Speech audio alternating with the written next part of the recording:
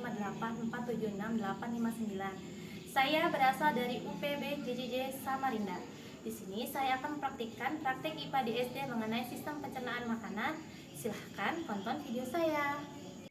Oke teman-teman, untuk selanjutnya yaitu saya di sini akan menjelaskan mengenai sistem pencernaan pada manusia ya teman-temannya, dari mulut sini hingga ke bagian anusnya.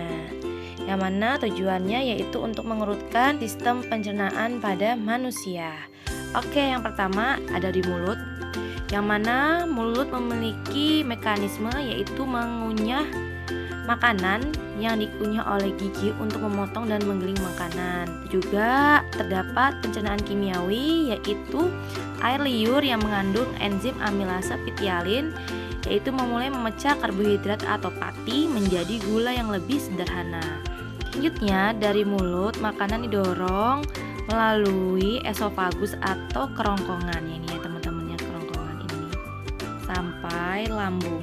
Sebelum ke lambung, di esofagus itu terdapat gerakan mendorong yang kita sebut yaitu gerakan peristaltik. Jadi makanan akan didorong menggunakan gerakan peristaltik menuju lambung, yang dimana di lambung ini otot lambung berkontraksi sangat kuat untuk mencampurkan makanan dengan cairan pencernaan, sehingga menghasilkan bubur kental yang disebut kimus. Pencernaan kimiawi pada dinding lambung menghasilkan asam klorida yang membunuh bakteri dan mengaktifkan pepsinogen menjadi pepsin.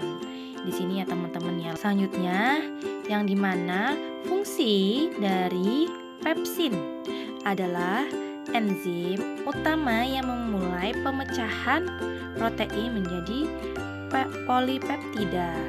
Selanjutnya dari lambung akan didorong ke usus halus. Yang mana sih usus halus? Yang ini ya teman-teman, dari sini ke sini. Ini adalah namanya usus halus ya teman ya.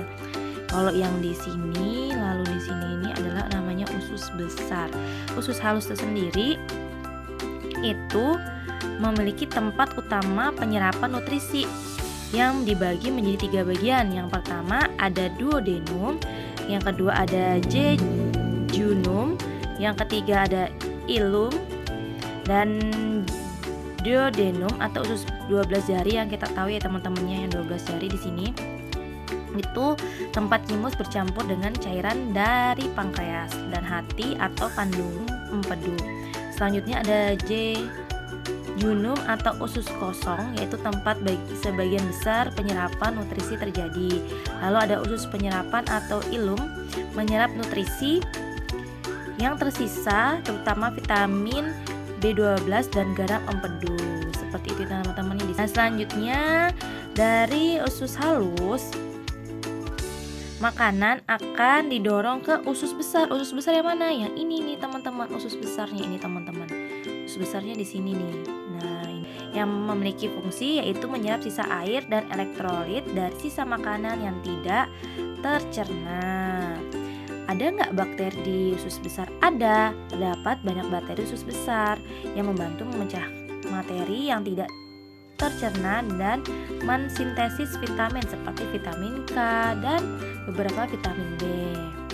Selanjutnya makanan ini yang sudah diserap oleh usus besar akan menuju namanya anus, dan yang sudah memadat, yang sudah diserap airnya disebut dengan feses ya teman-temannya, feses ya. Dan ketika sudah sampai anus, yang dimana anus sendiri memiliki fungsi ya, yaitu bagian akhir usus besar yang berfungsi untuk menyimpan fase sementara, yang dimana kita sering namanya buang air besar yang itu melalui anus. Yang mana anus sebenarnya sih teman-temannya di daerah sini ya teman-teman ya. Timbulnya di mana? Makanan diawali dengan mulut, lalu itu kerongkongan atau esofagus, lalu disalurkan ke lambung.